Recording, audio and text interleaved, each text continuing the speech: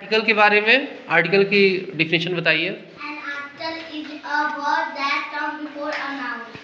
हाँ, an article is a word that comes before a noun. Article जो है noun के पहले आता है। हिंदी लैंग्वेज में आर्टिकल्स का इस्तेमाल नहीं होता है, इंग्लिश लैंग्वेज में ही आर्टिकल्स का इस्तेमाल होता है। आर्टिकल्स कितने प्रकार के होते हैं किशन? कौन कौन से? इंडिफिनिट आर्टिकल से जुड़े हुए हम लोग कुछ रूल्स को पढ़ रहे हैं। आइए देखते हैं रूल नंबर 6। कौन सा रूल? 6। हम जानते हैं कि किसी प्रॉपर नाउन के पहले आर्टिकल का यूज नहीं होता है, ये रूल है। प्रॉपर नाउन मतलब किसी व्यक्ति स्थान का विशेष नेम, पर्टिकुलर नेम। जैसे अमित के नाम के आगे या अमित के नाम के पहले इंडेफिनिट आर्टिकल अ या एन का प्रयोग नहीं करते। लेकिन क्या हो जब किसी सेंटेंस में प्रॉपर नाउन का प्रयोग कॉमन नाउन के जैसे होने लगे। When proper noun used as a common noun in a sentence, जब किसी विशिष्ट व्यक्ति के किसी विशेष गुण की समानता अन्य व्यक्ति से की जाती है तब अ एन का प्रयोग होता है। कोई विशेष व्यक्ति है और उसका कोई विशेष गुण है, उसकी समानता किसी अन्य व्यक्ति से की जाती है तब अ एन का प्रयोग होता है। आइए देखते हैं एग्जांपल्स के माध्यम से। जैसे यहाँ पे एग्जाम्पल है, he thinks he is a Shakespeare. Shakespeare कौन थे? महान साहित्यकार थे इंग्लिश लैंग्वेज के। तो he thinks he is a Shakespeare. वह सोचता है कि वह एक शेक्सपियर है।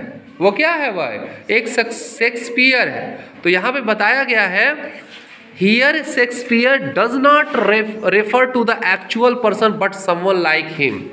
यहाँ शेक्सपियर की बात नहीं चल रही है। यहाँ अगर शेक्सपियर की बात होती इस सेंटेंस में तो शेक्सपियर तो प्रॉपर नाउन हो जाता, लेकिन यहाँ शेक्सपियर जो वर्ड है वो एक्चुअल शेक्सपियर के बारे में बात नहीं कर रहा, उनके जैसे किसी के बारे में बात कर रहा है। तो इसीलिए एग्जाम्पल में कहा गया है कि he thinks he is a Shakespeare. वह सोचता है कि वह एक शेक्सपियर है। तो शेक्सपियर यहाँ पर जो है क्या है? कोई एक्चुअल पर्सन नहीं है, उसके जैसा है। तो शेक्सपियर जो वर्ड प्रॉपर नाउन है वो कॉमन नाउन जैसा यहाँ पे यूज हुआ है, इसलिए उसके पहले आर्टिकल अ या एन का हम प्रयोग कर रहे हैं, तो यहाँ अ का प्रयोग हुआ है। He thinks he is a Shakespeare. ठीक है। He thinks he is an Abraham Lincoln. Abraham Lincoln कौन थे? अमेरिका के ग्रेट राष्ट्र प्रेसिडेंट थे जिन्होंने गृह युद्ध को समाप्त किया वहां पे। तो he thinks he is an Abraham Lincoln. वह सोचता है कि वह एक अब्राहम लिंकन है।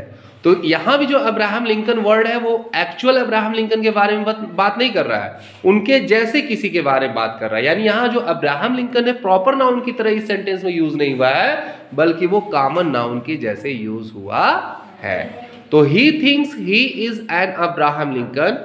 Here Abraham Lincoln does not refer to the actual person but someone like him. यहाँ अब्राहम लिंकन वास्तविक व्यक्ति के बारे में बात नहीं हो रही, उनके जैसे किसी व्यक्ति के बारे में बात हो रही है। एक चीज और ध्यान दीजिए, अब्राहम लिंकन की स्पेलिंग जरा देखिए। अब्राहम का तो ठीक है, लिंकन का देखिए LINCOLN। वो जो N के पहले L है वो साइलेंट है।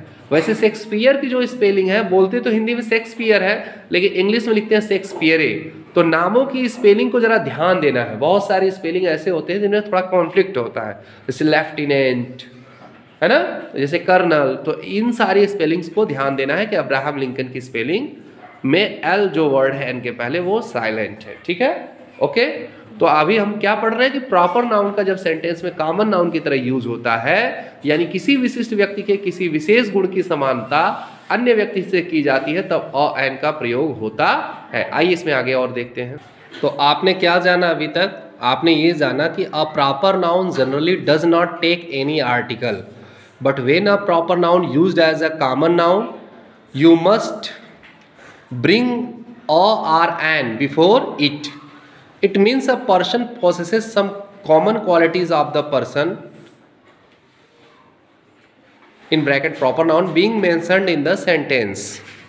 देखो क्या कह रहा है, a proper noun generally does not take any article. Proper noun के पहले हम किसी आर्टिकल का प्रयोग नहीं करते या प्रॉपर नाउन के साथ किसी आर्टिकल की आवश्यकता नहीं होती है।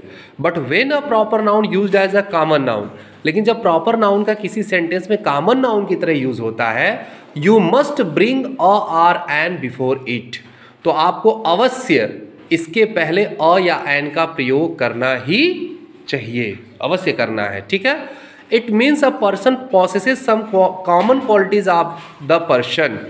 ठीक है, इसका मतलब ये है कि कोई व्यक्ति किसी व्यक्ति का जो कॉमन क्वालिटी है उसके जैसा ही क्वालिटी उस व्यक्ति के पास है, being mentioned in the sentence, और उस सेंटेंस में उस क्वालिटी को दिखाया गया। किसी अन्य व्यक्ति के पास किसी अन्य व्यक्ति की क्वालिटी दिखाया गया उस सेंटेंस में, तो उसके पहले आप अ या एन का प्रयोग करेंगे। आ रही बात समझ में कि प्रॉपर नाउन के साथ तो आर्टिकल का यूज नहीं होता, लेकिन प्रॉपर नाउन कॉमन नाउन की तरह सेंटेंस में यूज होने लगे। और वो कब होगा? जब कोई एक व्यक्ति किसी अन्य व्यक्ति के समान कोई गुण या गुण की चर्चा किसी सेंटेंस में हो रही है, तो वहां पे हम इंडेफिनिट आर्टिकल अ या एन का प्रयोग करेंगे। एग्जाम्पल्स देखते हैं, some more examples. Riya is an Indian, sorry, Riya is an Indian. Riya एक भारतीय है, तो Riya is an Indian, Riya एक भारतीय। Here Indian is a proper noun, sorry, India क्या कह रहा है? रिया इज एन इंडियन, तो here India is a proper noun but used as a common noun. ठीक है, समझ बात को? यहाँ पे कॉमन नाउन की तरह यूज हुआ है। Riya is an Indian, Riya एक भारतीय है। वैसे एक यहाँ देखो, he seems to be an Australian, वह एक ऑस्ट्रेलियन की तरह प्रतीत हो रही है।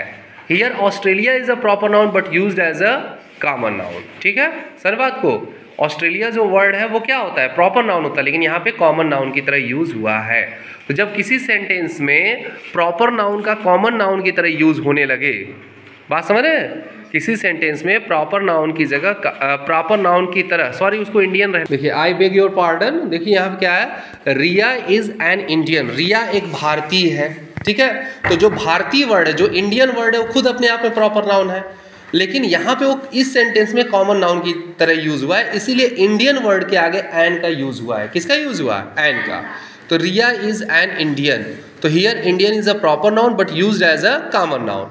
He seems to be an Australian, here Australian is a proper noun but used as a common noun। तो जब किसी प्रॉपर नाउन का कॉमन नाउन के जैसे यूज होगा, तो उस वर्ड के पहले हम अ या एन का यूज करेंगे। ये बात समझ में आई? तो हमने क्या जाना अभी तक कि प्रॉपर नाउन जब कॉमन नाउन की तरह यूज होगा सेंटेंस में, तो उसके पहले हम डेफिनेट आर्टिकल अ या एन का प्रयोग करेंगे। लेकिन उसमें कुछ एक्सेप्शन भी है, कुछ अपवाद भी है, कुछ किंतु परंतु भी है, उस पर ध्यान देना है। क्या है एक्सेप्शन? देखते हैं। But sometimes we use the definite article the when person possesses the same qualities as the person being mentioned.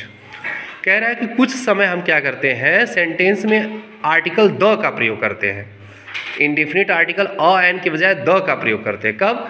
जब सेंटेंस में दिए हुए किसी व्यक्ति के पास वैसी ही सेम क्वालिटी है जैसे उस सेंटेंस में अन्य व्यक्ति से तुलना की जा रही है। But sometimes we use the definite article the when person possesses the same qualities as the person being mentioned.